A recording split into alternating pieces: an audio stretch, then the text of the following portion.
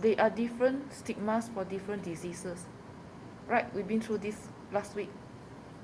And stigma for obesity is different for stigma for AIDS. Stigma for AIDS is different from stigma for TB and so on, right? We know that. So, stigma because of obesity, when somebody is stigmatized, it can even cause more weight gain, according to this article. It's not good for the person's health. And if you go to this paragraph right here, when somebody faces stigma because of weight, it's going to increase the person's cortisol level, increase stress when somebody is ostracized or stigmatized, and it affects the person's self-control. And because of that, the person may not know what to do. The person engaged in more binge eating and drinking more unhealthy stuff. It's going to cause even more weight gain. So, as you can see from here, obesity. What causes obesity? Is that due to nature or nurture or both? What causes obesity? Can we control our weight or sometimes we cannot? What causes obesity?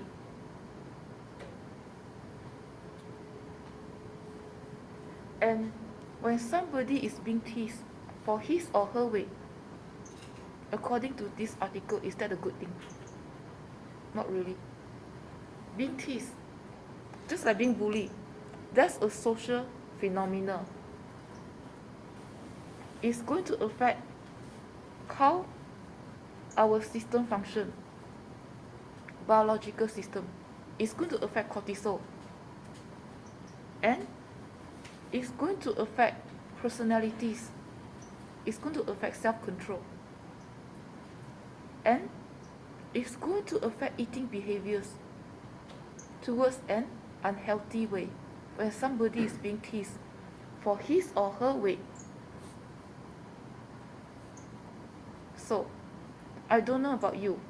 In my humble opinion, I think both nature and nurture are the causes of obesity. I think it's both. Any comments? I don't know. I'm a sociologist. Maybe you know something that I don't. I think it's both.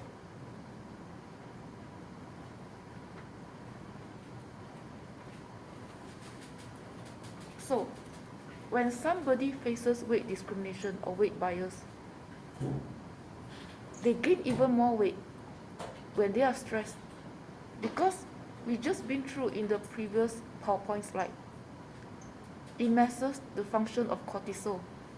And one consequences of when cortisols are being messed up, it can cause obesity through various links in between. So, it doesn't matter where they start from, according to this article. When somebody is being teased for their weight, it affects the biomarker or the hormones, the cortisol. You need to know what biomarker is mentioned in this article in exam 2.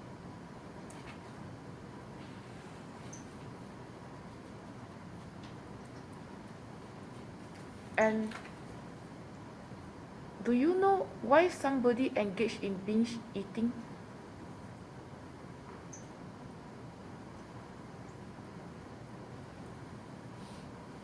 Something related to stress, right? People engage in binge eating because, in my humble opinion, they feel that, yeah, my peers tease me, siblings make fun of me. I have no control over siblings and peers, but I have control over the food, the drinks, the substance, alcohol, the beer and whatnot, the drugs. Because of that, when somebody is stressed, in my 2 cents, they engage in binge eating. That's my take on this. Any question? Any comments? I don't know. That's how I see things. And I may or may not be right. So, maybe the person, whether they are fat or thin to begin with, it doesn't matter. When the person, according to this article, is being teased for their weight, it increases the stress hormones, the cortisol.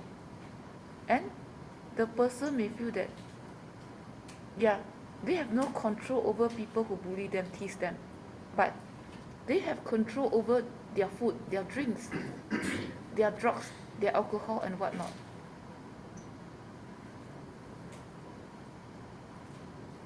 So, this article, when you read through, also implies that physical health and mental health are related through the cortisol.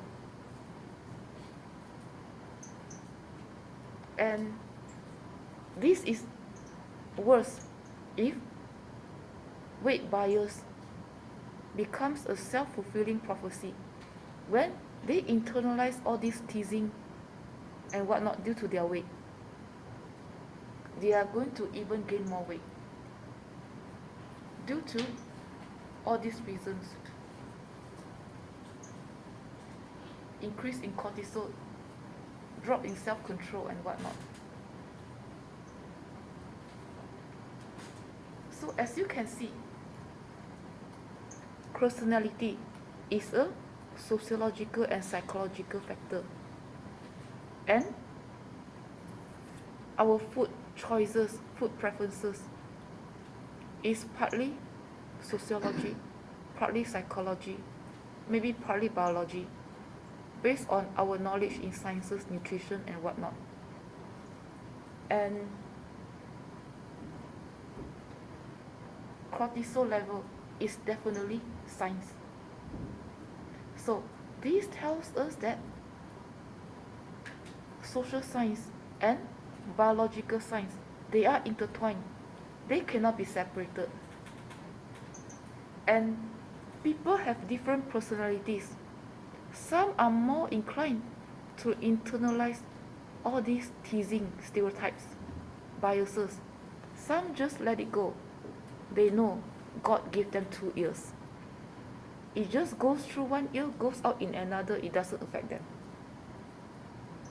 People have different personalities. That's a psychological factor. It's also sociological.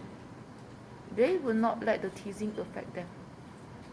Because of that, it's hard to tell whether somebody who experience weight bias, weight discrimination, how they are going to turn out. Some may gain more weight, some may not gain weight, some may lose weight, they don't care. The teasing does not affect them.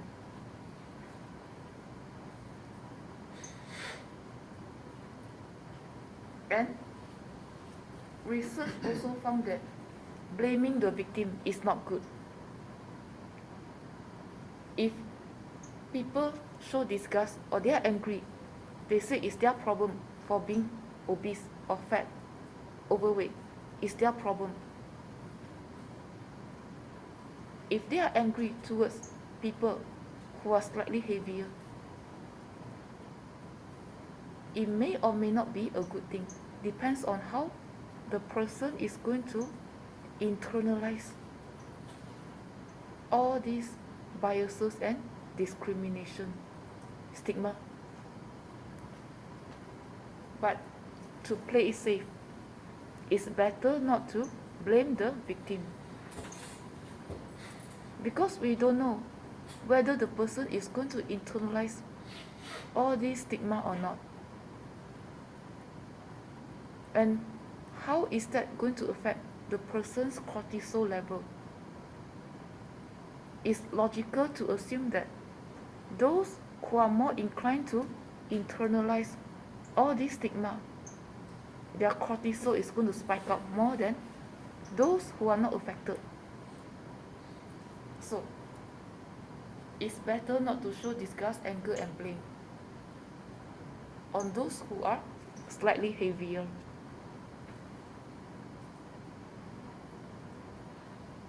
And people can be a bit heavier due to factors beyond their control, right? Some of you pre-meds or biology major minor. People can be obese, overweight. Sometimes they have no control over their situations, right? They have problems with their thyroids. They gain a bit of weight because it affected their metabolism. And some just gave birth. Women who gave birth. It's easier to lose weight for some. It's harder to lose weight for others. And some people seem to be heavier because their bones are heavy. Not because they eat a lot of junk or unhealthy stuff, fatty stuff. Just because their bones are heavier. Some people just have heavier bones, right? So, obesity is complex. I think it's both nature and nurture. So, we should empathize. See, sociology and psychology comes into play here. For a biological phenomenon, obesity is a disease right now.